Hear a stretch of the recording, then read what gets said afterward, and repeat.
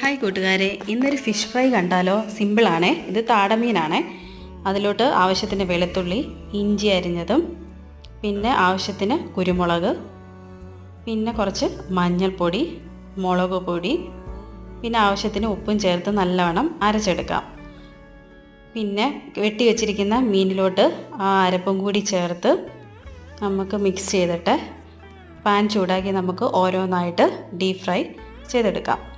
പിന്നെ ഒരു ഫ്ലേവറിന് സ്മെല്ലിന് വേണ്ടി ഞാൻ കുറച്ച് കറിവേപ്പില കൂടി സ്പ്രെഡ് ചെയ്യുന്നുണ്ട്, നല്ലൊരു ടേസ്റ്റും മണമൊക്കെ കിട്ടാൻ വേണ്ടി. മീൻ വറുക്കുന്നതിൻ്റെ മണം കേട്ടിട്ടാന്ന് തോന്നാക്കി പുറത്ത് നമ്മുടെ ഒരു അതിഥി വന്നിരിപ്പുണ്ട്. അങ്ങനെ നമ്മുടെ താട ഫ്രൈ ഇവിടെ റെഡി ആയിട്ടുണ്ട്. സിമ്പിളാണ്, വീട്ടിലുള്ള ഇൻഗ്രീഡിയൻസ് വെച്ച് മാത്രം നമ്മൾ വറുത്തെടുത്തതാണ്. എളുപ്പത്തിൽ നമുക്ക് വറുത്തെടുക്കാനും പറ്റും. മറ്റൊരു റെസിപ്പിയുമായി കാണാം.